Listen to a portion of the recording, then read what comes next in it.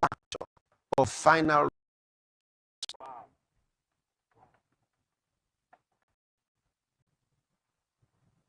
A dependable and exemplary person. What do you think? That's not what they would like, no. But that's his name.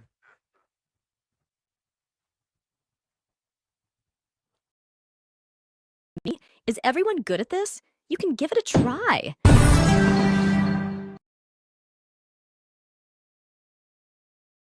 Apple and iTunes on Android is so fast.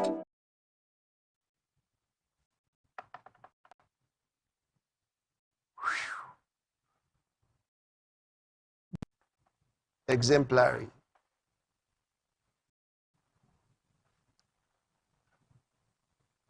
That's from Merriam-Webster's. Interesting, right? Really interesting.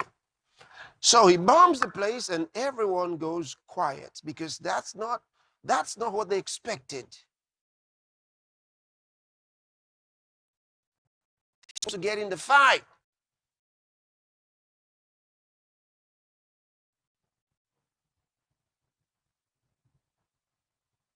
Join, throw bombs.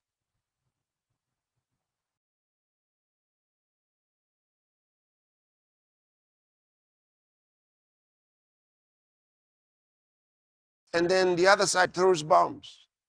And then it goes on, and they drag others into it. And the world at war. Yeah, because that was Albert Pike's idea. Say, Pastor Chris, how do you come about all this? Well, I'm telling you the truth. Let me show you a short documentary. I'll remind you of a couple of things I said a while ago. Watch this.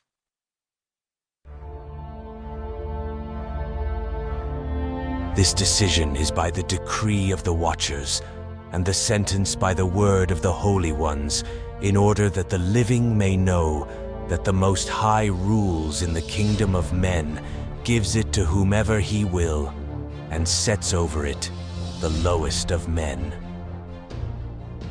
In a world where many seek to dominate and rule, the Most High has given this epoch in time to the Church to govern it by the power of his name. However, as is consistent with the character of the adversary, he has time and again sought to usurp this authority and impose a destructive dictatorial rule on the nations. Through various evil means, they have attempted to achieve this, from the willful colonization and destruction of the economies of nation-states to a decisive calculated attack on the health of human populations through a deceptive pharmaceutical industry, and even more grossly, through... And Deputy Secretary Wolfowitz, I went downstairs just to say hello to some of the people on the joint staff who used to work for me, and one of the generals called me and he said, "Sir, you gotta come in, used to work for me, and one of the generals called me and he said, "Sir, you gotta come in and talk to me a second." I said, "Well, you're too busy." He said, No. He says, "We've made the decision, we're going to war with Iraq." This was on or about the 20th of September. I said, "We're going to war with Iraq, why?" He said, "I don't know." He said, "I guess they don't know what else to do."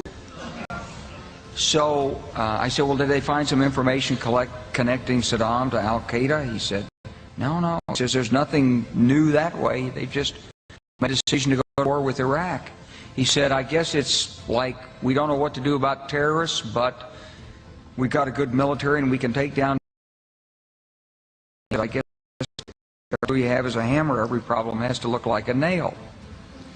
So later, and by that time we were bombing in Afghanistan. I said, "Are we still going to war with Iraq?" And he said, "Oh, it's worse than that."